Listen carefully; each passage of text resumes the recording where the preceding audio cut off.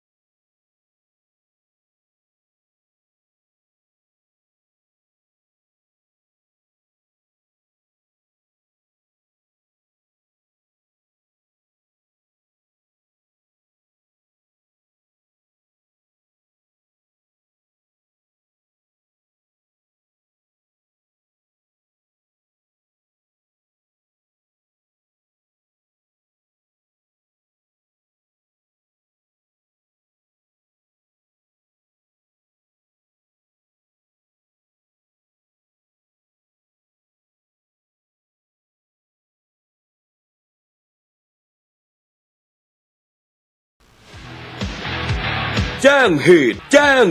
ตุมีเหตุด่วนจำเป็นไม่สามารถไปเลือกตั้งสมาชิกสภาเทศบาลและนายกเทศมนตรีได้สามารถแจ้งเหตุไม่อาจไปใช้สิทธิ์เลือกตั้งได้ระหว่างวันที่ 4 ถึง 10 พฤษภาคมและ 12 ถึง 18 พฤษภาคม 2568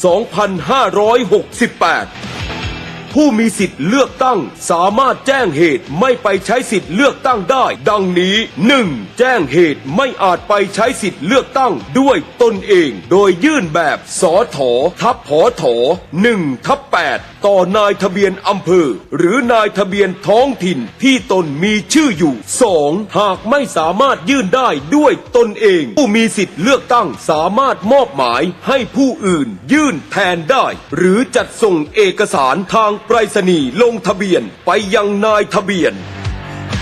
3. แจ้งเหตุไม่อาจไปใช้สิทธิ์เลือกตั้งผ่านระบบออนไลน์ผู้มีสิทธิ์เลือกตั้งสามารถแจ้งเหตุไม่ไปใช้สิทธิ์เลือกตั้งผ่านเว็บไซต์ของสำนักบริหารการทะเบียนกระทรวงมหาดไทยหรือผ่านแอปพลิเคชันสมาร์ทโหวตได้เลยเป็นวิธีที่สะดวกรวดเร็วและประหยัดเวลาจริงๆนะจะบอกให้สร้างสรรค์ประเทศไทยพร้อมใจไปเลือกตั้ง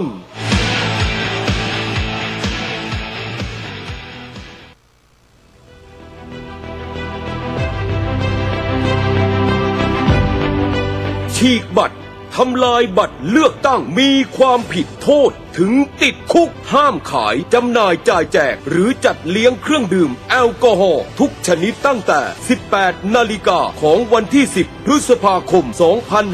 2568 จนถึง 18 นาฬิกาของวันที่ 11 พฤษภาคม 2568 ฝ่าฝืนมีความผิดติดคุกรับเงินซื้อเสียงมีความผิดโทษถึงติดคุกแจกเงินซื้อเสียงมีความผิดโทษถึงติดคุกถ่ายบัตรเลือกตั้งที่ลงคะแนนแล้วมีความผิดโทษถึงติดคุกโชว์บัตรเลือกตั้งที่ลงคะแนนแล้วมีความผิดโทษถึงติดคุกการละเมิดกฎหมายเลือกตั้งเป็นการทำลายความยุติธรรมในสังคมและบ่อนทำลายอนาคตของประชาชนทุกคนเงินซื้อเสียงอาจให้ประโยชน์ชั่วคราวแต่ความเสียหายที่ตามมาอาจอยู่ตลอดชีวิตจงใช้สิทธิ์อย่างซื่อสัตย์เพื่ออนาคตของคุณเองเลือกตั้งที่โปร่งใสคือรากฐานของประชาธิปไตยต้องไม่รับเงินซื้อเสียงคุณจะเป็นส่วนหนึ่งของการเปลี่ยนแปลงที่แท้จริงด้วยความปรารถนาดีจากสำนักงานคณะกรรมการการเลือกตั้ง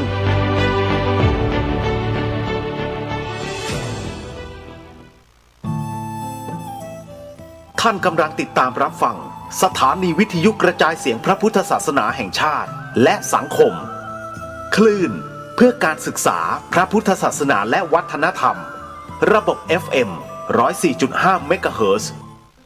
รายการต่อไปเป็นรายการคดีโลกคดีธรรม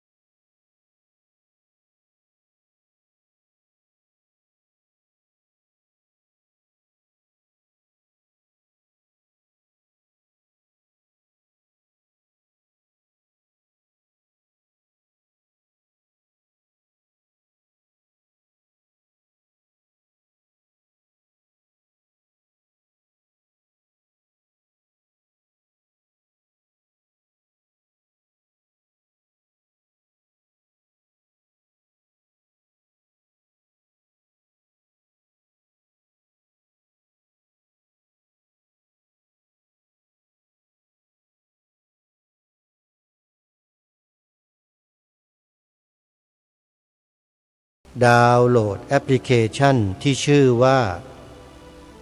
วิทยุพุทธศาสนาทั่วไทยเพื่อติดตามรับฟังรายการนี้ได้ทุกวันในแต่ละวันนั้นสามารถรับฟังผ่านแอปพลิเคชันนี้ได้6 เวลาตั้งแต่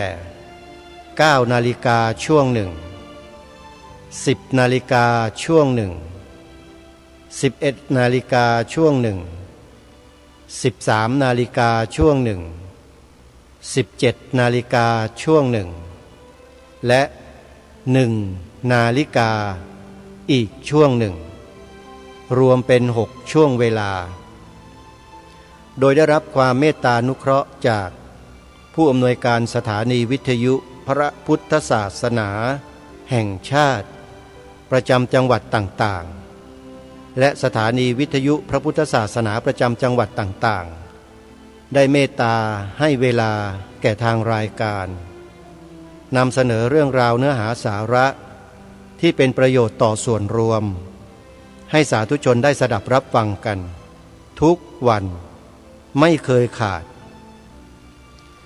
สาธุชนผู้ฟังทุกท่านวันนี้วันขึ้น14 ค่ำเดือน6วันพรุ่งนี้แล้วเป็นวันสำคัญทางพระพุทธศาสนาของพวกเราชาวพุทธซึ่งถือว่าเป็นวันสำคัญระดับโลกเพราะองค์การยูเนสโกได้ประกาศทั่วโลกให้วันวิสาขบูชาเป็นวันสำคัญสากลองค์การสหประชาชาติสำนักงานหน่วยงานทั่วโลกจะหยุดทำการในวันนี้คือวันวิสาขบูชาเพื่อให้พนักงานทั้งหมดได้ประกอบพิธีบำเพ็ญกองการกุศลระลึกถึงมหาบุรุษเอกของโลกคือพระสัมมาสัมพุทธเจ้าศาสดาเอกหนึ่งเดียวที่ทรงเผยแผ่พระพุทธศาสนาโดยปราศจากอาวุธและใช้สุทธิปัญญาเมตตาขันติในการเผยแผ่พระพุทธศาสนามาโดยตลอดเหล่าบรรดาสาวกที่เป็นพระสงฆ์สามเณรก็ถือปฏิบัติตามหลักธรรมคำสอนของพระสัมมาสัมพุทธเจ้ามาจนถึงยุคปัจจุบันไม่เคยมีพระสงฆ์รูปใดถืออาวุธและไปกราดยิงผู้อื่นให้เสียชีวิต ไม่มีสักรูปหนึ่งญาติโยมนี่คือความมหัศจรรย์อย่างหนึ่งของพระพุทธศาสนาในโลกด้วยเหตุนี้สมัชชาใหญ่แห่งองค์การสหประชาชาติจึงได้ประชุมกันตามข้อเสนอของชาวศรีลังกาและประเทศพันธมิตรหนึ่งในนั้นก็มีประเทศไทยของเราด้วยเพื่อพิจารณาถึงข้อเสนอให้ยกวันวิสาขบูชาเป็นวันสำคัญสากลอีกวันหนึ่งประจำองค์การสหประชาชาติที่ประชุมใหญ่องค์การสหประชาชาติได้ประกาศมีมติเป็นเอกฉันท์ให้ยกวันวิสาขบูชาเป็นวันสำคัญสากลของโลกอีกวันหนึ่งและให้มีการปฏิบัติกิจในวันวิสาขบูชาทั่วโลกนี่คือความมหัศจรรย์อีกประการหนึ่งที่เกิดขึ้นบนโลกใบนี้ของเราในฐานะที่พวกเราทั้งหลายเป็นพุทธบริษัทโดยเฉพาะพุทธบริษัทไทยจะต้องภาคภูมิใจในสิ่งที่โลกเขายกย่องความภาคภูมิใจของพวกเรานั้นอยู่ที่ว่าเราจะปฏิบัติกิจทางพระศาสนาให้โลกเขาได้เห็นได้ทราบได้รู้ถึงความตั้งใจมั่นของพวกเราชาวพุทธในประเทศไทยได้มากน้อยเพียงใดก็อยู่ที่ชาวพุทธเราที่จะแสดงออกในพิธีบูชาวันวิสาขบูชาวันพรุ่งนี้ท่านสาธุชนทั้งหลายวัดวาอารามมีอยู่ทั่วทั้งแผ่นดิน40,000 กว่าวัดเราชาวพุทธคงไม่ลืมวันสำคัญนี้และยิ่งรัฐบาลได้ประกาศให้วันสำคัญทางพระพุทธศาสนาทั้งหมดเป็นวันสำคัญของชาติทั้ง4 วันโดยให้ประกาศประดับธงชาติในวันสำคัญทั้ง4 วันนี้ตามประกาศของสำนักนายกรัฐมนตรีที่มีมาช้านานแล้วด้วยถ้าหากว่าพวกเราคนไทยที่นับถือพระพุทธศาสนาก็ดีที่นับถือศาสนาอื่นใดก็ดียังไม่ตอบรับความสำคัญในข้อนี้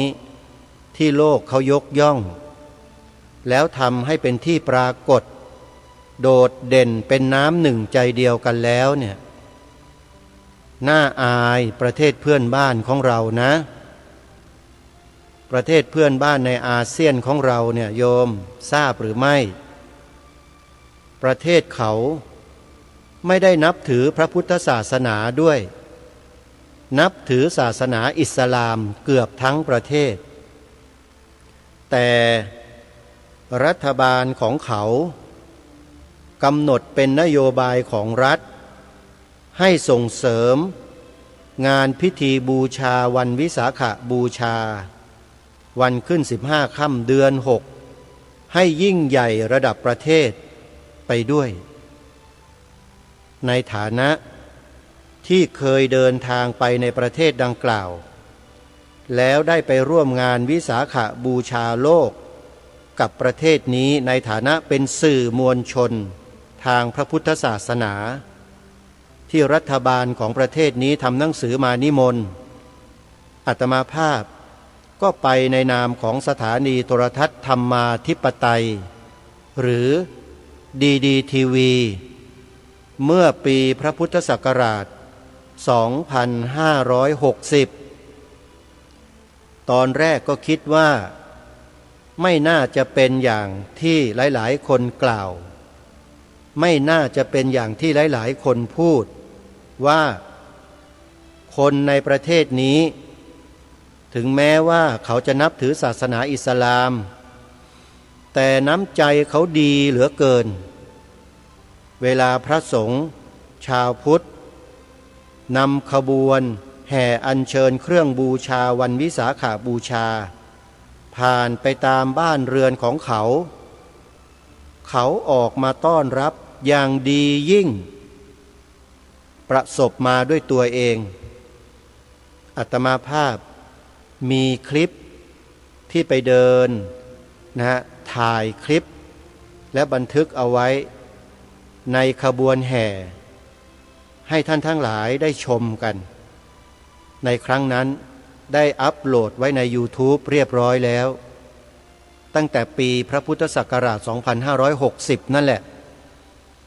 ญาติโยมสาธุชนก็คงจะไม่ได้เข้าไปดูกันเพราะว่าไม่ทราบนะฮะถ้าหากต้องการจะเข้าไปดูเนี่ยก็จะต้องกดเข้าไปในชื่อเป็นภาษาอังกฤษว่าไวศักอินโดนีเซียDDTV เป็นภาษาอังกฤษนะโยมไวศัก WAISAK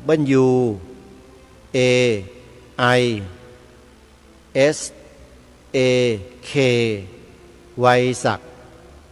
แล้วก็อินโดนีเซียต่อด้วย DDTV โยมจะเห็นคลิป2 คลิปที่อาตมาภาพตัดต่อแล้วอัปโหลดไว้ใน YouTube นั่นแหละคือประสบการณ์ตรงๆที่ตัวเองได้ไปแล้วเมื่อไปได้สัมผัสพี่น้องคนต่างศาสนาในประเทศนี้ที่เขามีพฤติกรรมที่สวยงามงดงามต่อพี่น้องต่างศาสนาโดยเฉพาะชาวพุทธของเราที่นำขบวนแห่อันยิ่งใหญ่แห่เครื่องสักการะบูชาไปประกอบพิธีบูชาที่บุโรพุทโธพอพูดถึงบุโรพุทโธทุกท่านก็ร้องอ๋อเลยว่าประเทศนี้นี่เองจะบอกกับสาธุชนที่ยังไม่ทราบว่าประเทศไหนที่เป็นได้ถึงขนาดนี้และเป็นประเทศที่ไม่ได้นับถือศาสนาพุทธเลยมีชาวพุทธอยู่เหมือนกันแต่น้อยมากแต่รัฐบาลเขาไม่รังเกียจไม่เดียดฉันไม่เบียดเบียน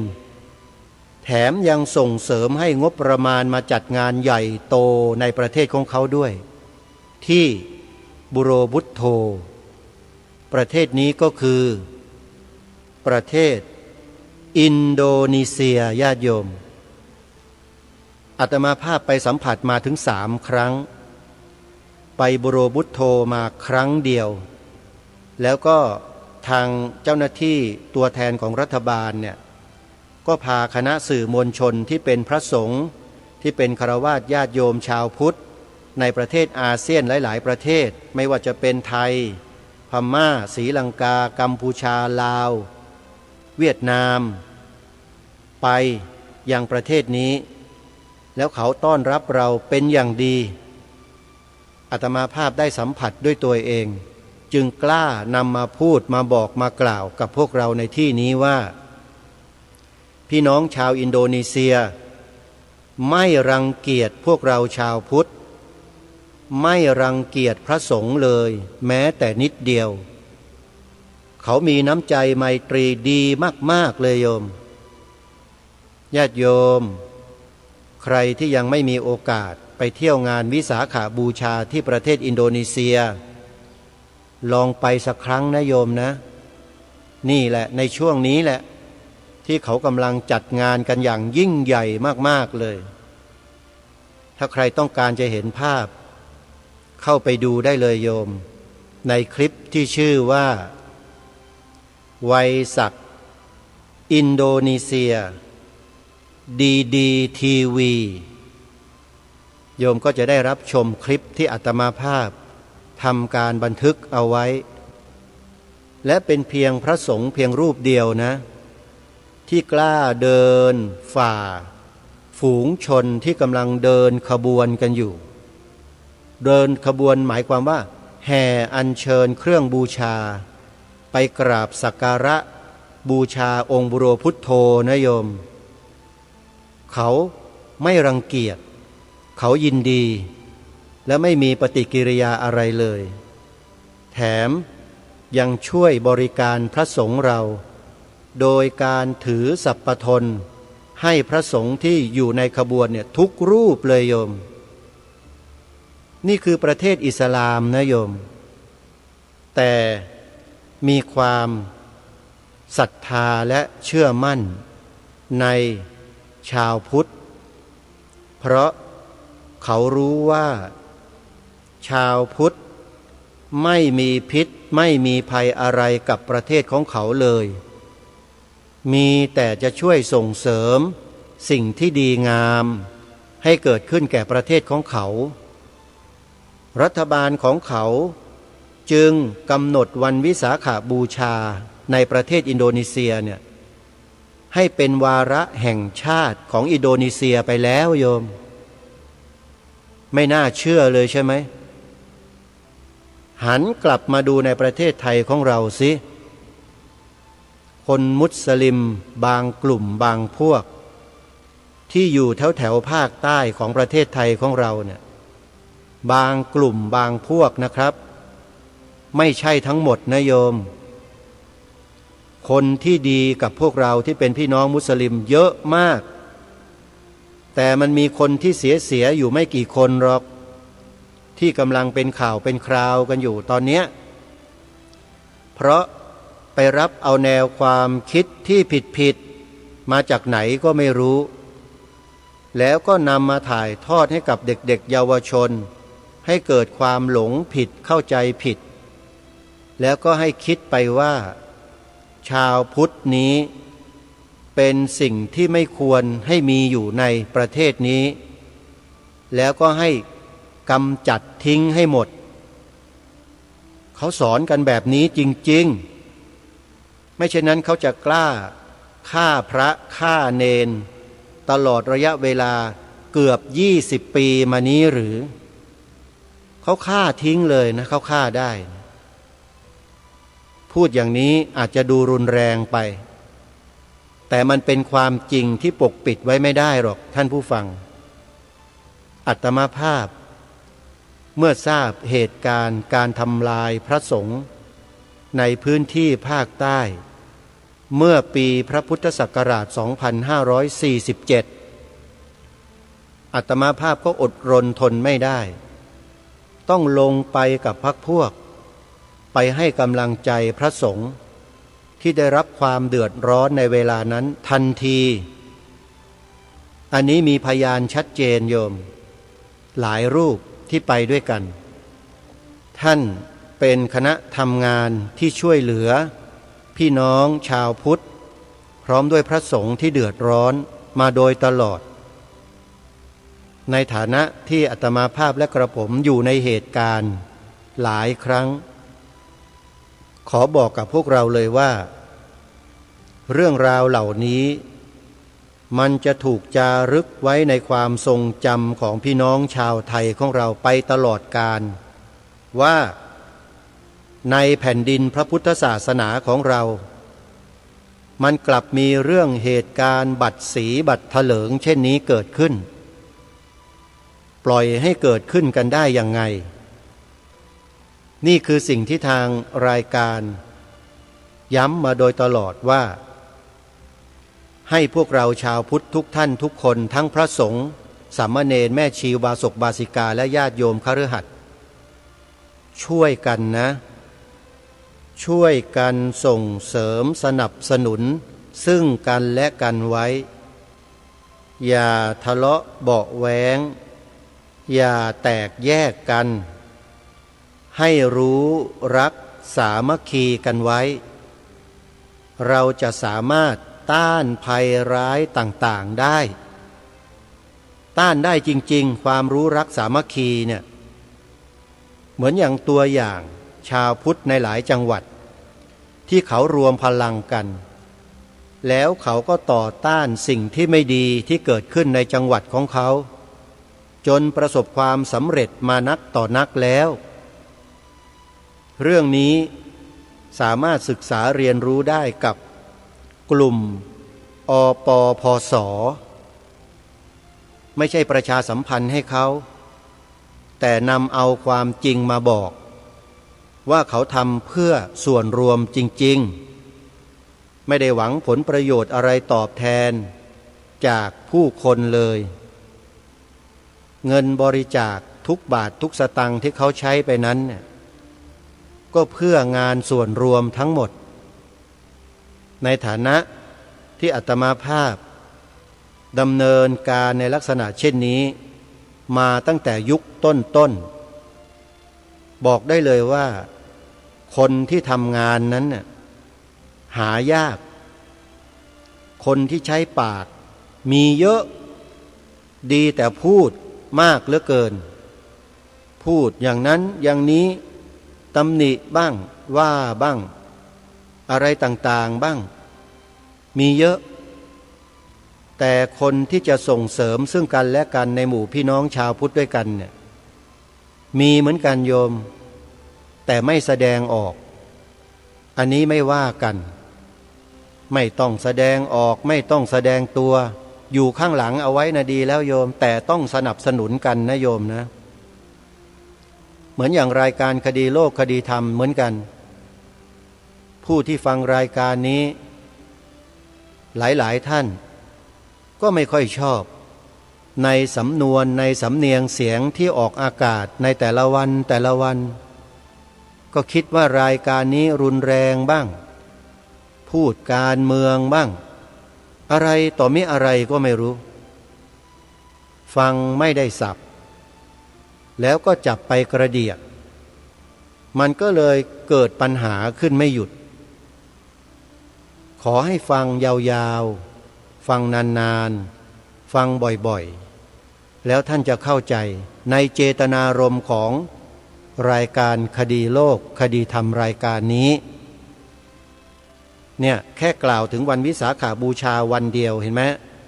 มันก็แตกแขนงออกมาถึงประเทศอินโดนีเซียลงมา3 จังหวัดชายแดนภาคใต้แล้วก็วกเข้ามาสู่พวกเราชาวพุทธด้วยกันเองเห็นไหมฮะมันเป็นเหตุปัจจัยเนื่องมาถึงกันหมดเพราะฉะนั้นสิ่งสำคัญที่สุดในเบื้องต้นของพวกเราชาวพุทธทุกคนก็คือการรับข้อมูลข่าวสาร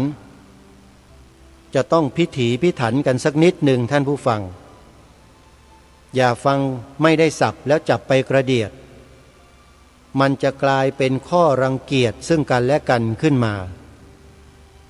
การเกลียดกันชังกันมันไม่ได้ก่อให้เกิดความดีความสุขความสงบร่มเย็นอะไรเลยมีแต่ความร้าวฉานมีแต่ความแตกแยกมีแต่ความทะเลาะเบาะแว้งทำลายล้างซึ่งกันและกันในที่สุดจริงหรือไม่ทำร้ายด้วยอาวุธก็ทำร้ายด้วยวาจาไขข่าวบ้างเสนอข่าวบ้างนำความเท็จมากล่าวบ้างมีอยู่ดาดดื่นไปในโลกโซเชียลทุกวันนี้เราจะสังเกตเห็นได้ไม่ยากคนเหล่านั้นน่าจะมีเชื้ออันเดียวกันกับพวกที่เกลียดพระแล้วก็ตามไล่ล่าฆ่าพระฆ่าเนนอยู่ในพื้นที่ภาคใต้ของประเทศไทยเรานี่แหละลักษณะเดียวกันพระสงฆ์สามเณรนักบวชในพระพุทธศาสนาเนี่ยเป็นเครื่องหมายของอภัยนะโยมเป็นเครื่องหมายของอภัยทานคือไม่มีภัยกับใครเลยพระสงฆ์ในพระพุทธศาสนาที่อุปสมบทเข้ามาพระอุปชาอาจารย์อบรมพร่ำสอนด้วยดีมีความรู้ทั้งทางธรรมและทางโลกพระสงฆ์เหล่านี้ที่มีการศึกษาและปฏิบัติดีเนี่ยนะฮะจะไม่มีทางจะทำอะไรที่ไม่ดีไม่งามได้เลยดีนะที่สื่อมวลชนของเราบางแขนงยังนำสิ่งที่ดีๆของพระสงฆ์เนี่ยไปนำเสนอให้สาธารณชนได้รับรู้รับทราบกันบ้างแล้วต้องขอกราบขอบพระคุณ พระเถรานุเถระพระผู้ใหญ่ของเราที่ให้ความสำคัญในงานด้านการเผยแผ่ของพระภิกษุหนุ่มสามเณรน้อยของเราที่มุ่งทำหน้าที่กันอยู่ในปัจจุบันนี้เป็นอย่างดี ถ้าหากมีพระสงฆ์รูปใดก็ตามมาคอยขัดแข้งขัดขาคอยกระทำอะไรต่อไม่อะไรไปในทางที่ไม่ดีขัดขวางในการทำงานเนี่ยพระเถระหรือพระผู้ใหญ่รูปนั้นก็จะโดนเพ่งเล็งและไม่ได้เป็นผลดีต่อท่านหรอกอันนี้ต้องขอบอกตรงๆเลยนะครับในฐานะที่เป็นคนทำงานมาโดยตลอดและก็ไม่ได้มุ่งหวังสิ่งหนึ่งประการใดอันเป็นผลประโยชน์ให้กับตนเองในใจนั้นไม่มีจริงๆท่านผู้ฟังเป็นห่วงแต่ชาติบ้านเมืองห่วงพระพุทธศาสนาและพี่น้องชาวพุทธของเราโดยเฉพาะพระสงฆ์ด้วยกันเป็นห่วงครับและสถาบันพระมหากษัตริย์ในฐานะที่ติดตามสถานการณ์มาโดยตลอดจะรู้และเข้าใจถึงสถานการณ์บางสิ่งบางอย่างดีพอสมควรแล้วก็มีคณะผู้หลักผู้ใหญ่ครูบาอาจารย์ที่มีแนวทางในการทำหน้าที่อันเดียวกันเนี่ยคอยให้ความรู้คอยแนะแนวทางในการทำงานอยู่เสมอจึงสามารถดำเนินการทำหน้าที่ของตนมาตลอดระยะเวลา20 ปีได้และก็คงจะต้องทำเช่นนี้ต่อไปแต่วิธีการรูปแบบอาจจะเปลี่ยนแปลงไปบ้างเล็กน้อยจากที่เคยรุนแรงที่เคยใช้วาจาที่รุนแรงเนี่ยก็จะลดลงมามากกว่า 80% ญาติโยมถ้าเป็นสมัยแรกๆเนี่ยโยมฟังกันไม่ได้หรอกรายการเนี้ยขอบอกได้เลยนะแม่จันทิพย์แม่ฟองจันนะแม่ศรีนวลหรือคณะญาติธรรมทั้งหลายทั้งปวงที่ฟังอยู่เนี่ยถ้าฟังสมัยก่อนๆโยมฟังอาตมาไม่ได้หรอกพระสงฆ์เราก็เหมือนกันครับผมหนักกว่านี้เยอะไม่เชื่อถามท่านอาจารย์พระครูสมุวิสุวัตรวรกิจโจดูก็ได้เจ้าอาวาสวัดฝายหินหรือไม่ก็ท่านพระครูพิสิทธิ์ธรรมโชติเจ้าอาวาสวัดหนองกายแต่โยมอย่าไปถามท่านเลยโยมท่านเป็นพระที่สงบเป็นพระที่ทำงานเพื่อสังคมถามท่านอาจารย์พระครูสมุวิสุวัตรดีกว่าอันนี้ก็เป็นนักต่อสู้รูปหนึ่งแต่ไม่ได้ทำเหมือนอย่างที่กระผมและอาตมาภาพทำแต่ท่านสนับสนุนอยู่ข้างหลังและท่านเห็นด้วย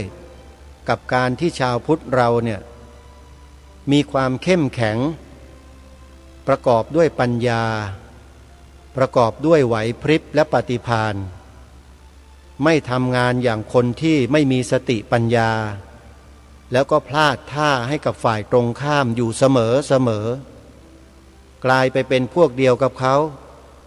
มาตำหนิด่าว่าใส่ร้ายป้ายสีพวกเดียวกันเองพวกเราไม่ได้เป็นกันเช่นนั้นแน่นอนแต่ถ้าหากใครเป็นเช่นนั้นเนี่ยก็จะถูกสังคมมองว่าไปรับจ็อบจากใครมาหรือเปล่าจึงมาทำอะไรในลักษณะที่ตรงกันข้ามได้ถึงขนาดนั้นจริงๆมันมีเรื่องราวอะไรเยอะแยะที่สลับซับซ้อนที่เราไม่รู้กันอย่างมากเหลือเกินแต่ทางรายการจะไม่หยิบยกเรื่องราวเหล่านั้นขึ้นมาพูดเพราะเดี๋ยวถูกกล่าวหาว่าสร้างความแตกแยกไม่พูดโยม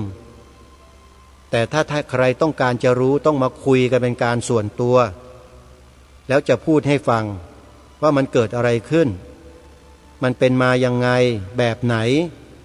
มันอยู่ตรงไหนยังไงอะไรอย่างเนี้ยข้อมูลเหล่านี้มีหมดแต่ทางรายการไม่ได้หยิบยกมาพูดเท่านั้นเองแต่จะบอกถึงวิธีการที่เราจะช่วยกันจะร่วมด้วยและช่วยกันอย่างไรที่จะทำให้พระพุทธศาสนาและชาวพุทธในประเทศไทยของเราเนี่ยมีความเข้มแข็งมีความอดทน มีความรักมีความสามัคคีกันอย่างเนี้ยทำได้พูดได้แต่ตลอด20 ปีมาเนี่ยก็มีบรรดาญาติโยมที่เป็นผู้ฟังเนี่ยเข้าใจแล้วช่วยกันนำไปปฏิบัติไม่น้อยเลยดูได้จากไหนดูได้จากเว็บไซต์ที่ผู้ดำเนินรายการได้ทำการเปิดเอาไว้ตั้งแต่ปีพระพุทธศักราช 2557 โดยประมาณนะโยมนะจนถึงวันนี้นะฮะมีผู้คนเข้าไปติดตามรับชมเว็บไซต์เนี่ยณเวลานี้นะโยม35 ล้านกว่าคนแล้วโยมสนใจไหมว่าเว็บไซต์นี้ให้ความรู้อะไรทำไมคนถึงเข้ามาดูกันมากมายล้นหลามถึงขนาด35 ล้านคนเข้าไปแล้วเว็บไซต์นี้ชื่อสภาพุทธบริษัทภาคประชาสังคมจิตอาสาสภาพุทธบริษัทสภานี้กระผมและอาตมาภาพนี่แหละเป็นผู้ดำริเริ่มต้นในการจัดตั้งขึ้นมาเพื่อรวบรวมชาวพุทธของเราเนี่ยให้มาสร้างจิตสำนึกร่วมกันจิตสำนึกในความเป็นประชาชนคนไทยที่มีหัวใจศรัทธาต่อพระรัตนตรัยอย่างเปี่ยมล้นเป็นคนที่ไม่คิดเบียดเบียนผู้อื่นมีเมตตากรุณาช่วยเหลือเกื้อกูลซึ่งกันและกันเป็นหลักโดยให้ทุกคนยึดถือหลักการเดียวกันแล้วทำให้เหมือนกันทั้งประเทศคือขึ้นทะเบียนเขียนใบสมัครประกาศตนเป็นพุทธมามกะตลอดชีวิตเว็บไซต์นี้สามารถที่จะเข้าไปดูรายละเอียดต่างๆได้มีข้อมูลมากมายหลากหลายให้เราเข้าไปรับชมกันเยอะมากเลยโยมอย่าลืมเข้าไปดูกันนะพิมพ์คำว่าสภาพุทธบริษัทภาคประชาสังคมจิตอาสาจริงๆพิมพ์แค่คำว่าสภาพุทธบริษัทเท่านั้นเว็บไซต์ก็ขึ้นมาอยู่ในระดับต้นๆของเว็บไซต์แล้วชื่อก็จะขึ้นเป็นเว็บไซต์ภาษาอังกฤษว่า www.vbcs-66.com www.vbcs-66.com พูดเป็นภาษาไทยให้ทุกท่านได้ทราบไม่เช่นนั้นเดี๋ยวหากันไม่เจอเข้าไปดูนะโยมเข้าไปดูไปชมรายละเอียดข้อมูลต่างๆให้ดีตอนนี้มีผู้เข้าไปชมถึง35 ล้านกว่าแล้วโยมตัวเลข35 ล้านเนี่ยมันน้อยไหมโยมแล้วเคยสงสัยไหมว่าทำไมคนถึงเข้าไปดูกันเยอะเหลือเกินมีอะไรดีเนาะเว็บไซต์นี้ไม่ใช่ว่าพอประกาศออกไปอย่างนี้แล้วแฮกเกอร์เข้ามาเล่นงานเว็บไซต์อาตมายุ่งเลยนะโยมนะมันมีอยู่นะไม่ต้องกลัวหรอกแต่อาตมาภาพก็ไม่ได้กลัวหรอกโยมเพราะเว็บไซต์นี้เนี่ยเผยแพร่แต่อุดมการณ์ในทางที่ดีทั้งนั้นเลยเน้นความรู้รักสามัคคีเป็นหลักโยมไปดูวัตถุประสงค์ของสภาพุทธบริษัทในเว็บไซต์นี้ก็แล้วกันโยมจะทราบเองว่ามีวัตถุประสงค์อะไรทำไมจึงต้องจัดตั้งสภาพุทธบริษัทขึ้นมีเหตุผลและความจำเป็นยังไงอาตมาภาพเขียนเอาไว้หมดแล้วลองไปศึกษากันดูนะโยมนะนิมนต์ครูบาอาจารย์ด้วยนะครับผมได้ทำเว็บไซต์นี้ไว้ นะเป็นระยะเวลา10 กว่าปีที่ผ่านมาและมีผู้คนเข้าไปหมุนเวียนผลัดเปลี่ยนกันเข้าไปชม35 ล้านกว่าคนแล้วนะครับเพียงแค่สัปดาห์เดียวนะครับขึ้นจาก34 ล้านเป็น35 ล้านเข้าไปแล้วอันนี้ไม่ได้นำมาอวดอ้างแต่ปรารถนาจะให้พวกเราเนี่ยเข้าไปศึกษาเรียนรู้แล้วสร้างอุดมการณ์ให้ตรงกันเหมือนกันให้กลายเป็นความรู้ความรักความสามัคคีในหมู่พี่น้องชาวพุทธของเราให้เหนียวแน่นเราไม่ได้ไปเบียดเบียนใครไม่ได้ไปรังแกใครไม่ได้ไปทำร้ายใครทั้งทางกายวาจาและก็ใจไม่มีเลยมีแต่จะเชิดชูเทิดทูนสิ่งที่บรรพบุรุษบรรพชนเราได้สืบสารรักษาต่อยอดกันมาไว้เท่านั้นบรรพบุรุษเรารักษาต่อยอดสืบสารอะไรไว้สภาพุทธบริษัทก็นำสิ่งนั้นแหละมาเผยแพร่ให้พี่น้องชาวพุทธในประเทศไทยของเราได้ศึกษาเรียนรู้ด้วยกันเพื่อให้เกิดองค์ความรู้ในลักษณะเดียวกันขึ้นองค์ความรู้เหล่านี้แหละมันจะสร้างความคิดเห็นที่เป็นไปในทิศทางเดียวกันเรียกว่าทิฏฐิสามัญญตาเมื่อทิฏฐิสามัญญตาเกิดขึ้นในหมู่พี่น้องชาวพุทธเราแล้วเนี่ยสิ่งที่จะเกิดตามมาก็คือศีลสามัญญตาข้อปฏิบัติที่ถูกต้องและตรงกันอยู่ภายใต้ของศีลธรรมสภาพุทธบริษัทสภานี้ใช้คำว่าศีลธรรมโยมจะไม่เห็นคำว่าคุณธรรมและจริยธรรมในเว็บไซต์นี้เพราะรายการนี้ทราบดีว่าเกิดอะไรขึ้นกับคำว่าคุณธรรมและจริยธรรมและเกิดอะไรขึ้นกับคำว่าศีลธรรมท่านเข้าไปดูแล้วจะทราบเองเว็บไซต์นี้จึงส่งเสริมศีลธรรมเป็นหลักเพราะศีลธรรมเท่านั้นที่จะนำสันติภาพกลับมาสู่โลกได้สิ่งอื่นยังไม่แน่นอนจึงขอเรียนเชิญเจริญพรญาติโยมสาธุชนนะเข้าไปแวะชมเว็บไซต์ดังกล่าวด้วยกันเพื่อสร้างแนวความคิดที่ถูกต้องดีงามให้กับพวกเรากันเองและอย่าลืมสมัครตนเพื่อประกาศตนเป็นพุทธมามกะตลอดชีวิตตามรอยเบื้องพระยุคลบาทด้วยกันนะโยมนะองค์บูรพมหากษัตริย์ทั้งในอดีตและปัจจุบันทรงกระทำเป็นแบบอย่างให้เราพระสงฆ์นิกรชาวไทยไว้ตลอดมาและจะตลอดไปด้วยพวกเราก็ต้องดำเนินรอยตามเบื้องพระยุคลบาทขององค์บูรพมหากษัตริย์และองค์พระมหากษัตริย์ในทุกๆรัชกาลด้วยกันเพื่ออะไรฮะ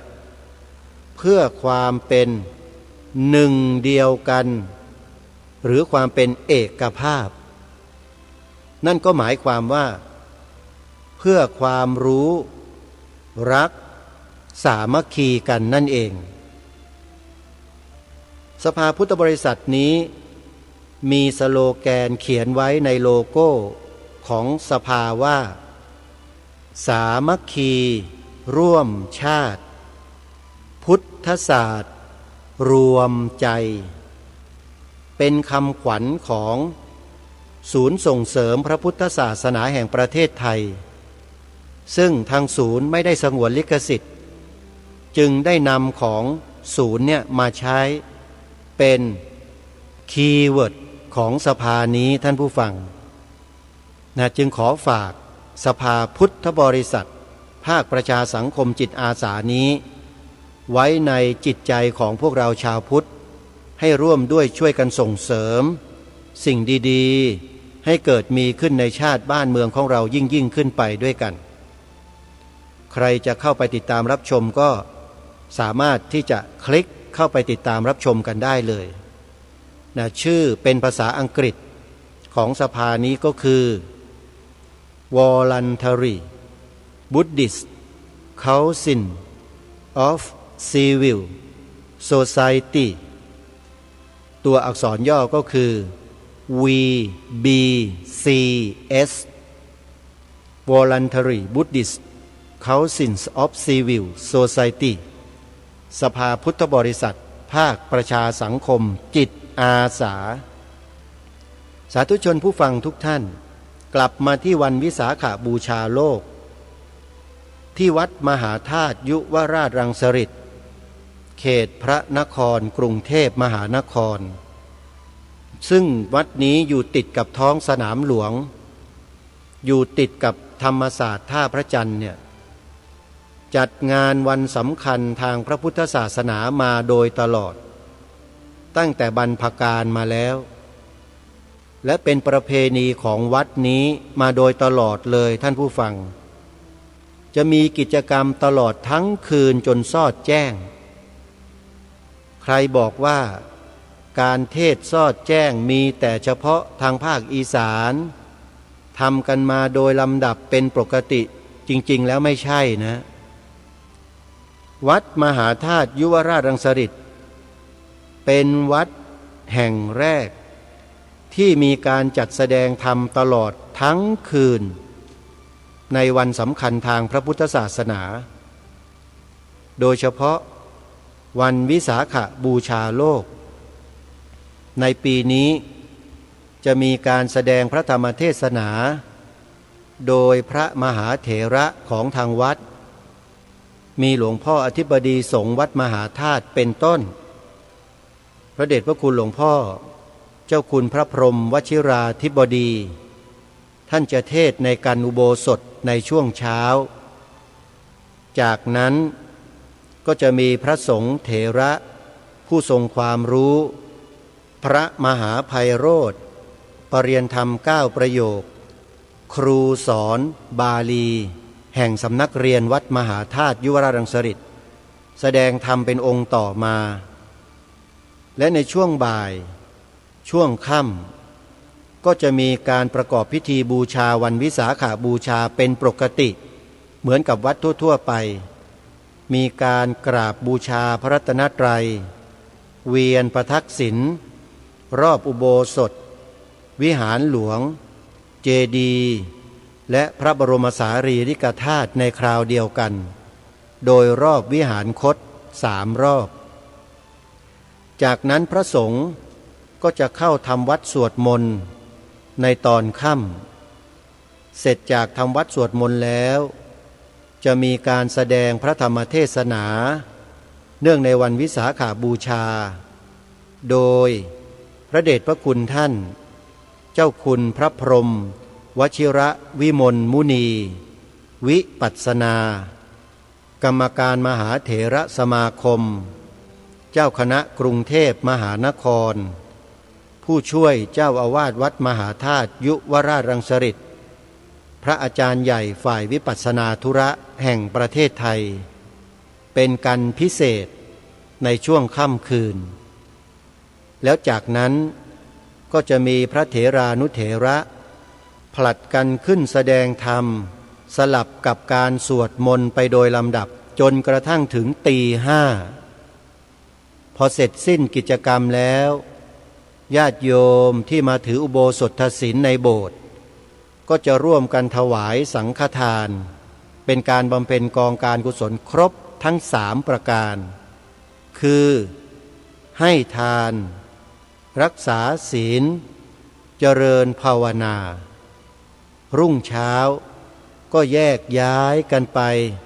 ใส่บาตรทำบุญตามอัธยาศัยจะมีพระสงฆ์เดินพลิกขาจานกันอยู่รอบๆวัดนี่คือกิจกรรมที่ทำเป็นประจำมาตลอดระยะเวลาเป็น100 ปีแล้วท ที่วัดมหาธาตุยุวราชรังสฤษแห่งนี้ทำเป็นต้นแบบ แต่ไม่มีใครรู้ครับครูบาอาจารย์ที่เคารพเพราะไม่มีใครประกาศแล้วก็บอกอย่างเป็นทางการรายการคดีโลกคดีธรรมนั้นเฝ้าสังเกตและติดตามการทำงานในด้านประชาสัมพันธ์มาโดยตลอดยังไม่เห็นมีใครกล่าวและประชาสัมพันธ์ในลักษณะเช่นนี้เลยวันนี้จึงถือโอกาสในฐานะเป็นศิษย์ของสำนักวัดมหาธาตุยุวราชรังสฤษมาโดยตลอดระยะเวลากว่า40 ปีเนี่ยนะโยมจึงมาแจ้งมาบอกงานบุญกุศลดังกล่าวนี้ให้พวกเราได้ร่วมอนุโมทนาบุญด้วยกันและไม่แน่อาตมาภาพอาจจะเป็นบุคคลเดียวที่จะทำการถ่ายทอดสดการจัดกิจกรรมในงานวันสำคัญทางพระพุทธศาสนาให้กับวัดต้นสังกัดของตนเองวัดนี้คือวัดมหาธาตุยุวราชรังสฤษเองเพราะยังไม่เห็นมีใครได้ทำหน้าที่นี้เลยโยมยังไงก็คอยติดตามรับชมแล้วกันนะอาตมาภาพจะถ่ายทอดทางเฟซบุ๊กทาง YouTube ให้กับทุกท่านได้ติดตามรับชมกันส่วนจะเป็นไปได้ตลอดทั้งคืนตลอดรอดฝั่งหรือไม่นั้นก็ขึ้นอยู่กับระบบเทคนิคของการถ่ายทอดนั่นก็คือโทรศัพท์มือถือจะชาร์จแบตได้ตลอดหรือไม่จะเดี้ยงก่อนหรือเปล่าอันนี้เป็นภาษาที่เขาพูดกันเป็นศัพท์แสลงนะโยมนะเดี้ยงก็หมายความว่ามันเกิดการขัดข้องล้มซะก่อนแล้วเราก็จะได้ไม่ได้ติดตามรับชมกันต่อเนื่องนั่นเองแต่จะพยายามทำให้ดีที่สุดก็แล้วกันนะโยมนะก็คอยติดตามรับชมกันในวันพรุ่งนี้วันวิสาขบูชานะฮะวันนี้ปรารภเรื่องวันวิสาขบูชาเป็นหลักเพื่อให้สาธุชนได้รับทราบถึงกิจกรรมที่สำคัญนี้ที่โลกเขาได้ยกและได้ประกาศให้เป็นวันสำคัญสากลของโลกมาตั้งแต่ปีพระพุทธศักราช2544มาแล้วท่านผู้ฟัง20 กว่าปีแล้วที่ชาวพุทธในโลกใบนี้ได้รับเกียรติจากองค์การสหประชาชาติประกาศวันวิสาขบูชาของพวกเราชาวพุทธให้เป็นวันสำคัญสากลของโลกเพราะฉะนั้นการบูชาในวันวิสาขบูชาจึงขอให้พวกเราชาวพุทธได้ทำการบูชากันเป็นกรณีพิเศษปีหนึ่งครั้งหนึ่งได้ไหมวันวิสาขบูชานั้นมีท่านผู้รู้ท่านได้สรุปรวมว่าเป็นวันพระพุทธเจ้าส่วนวันมาฆบูชานั้นเป็นวันพระธรรม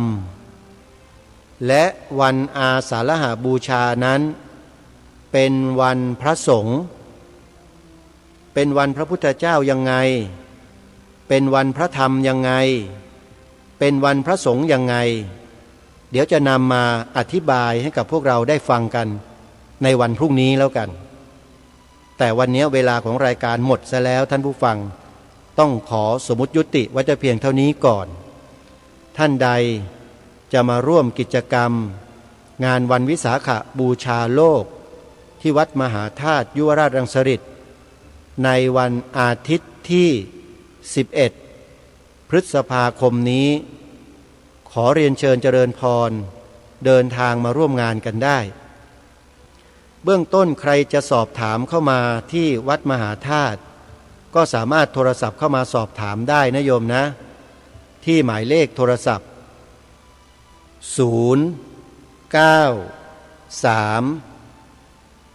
549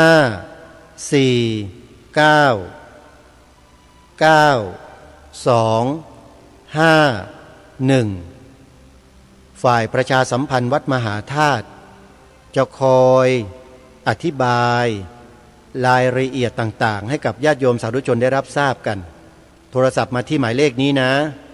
093-549-9251ท่านเจ้าคุณ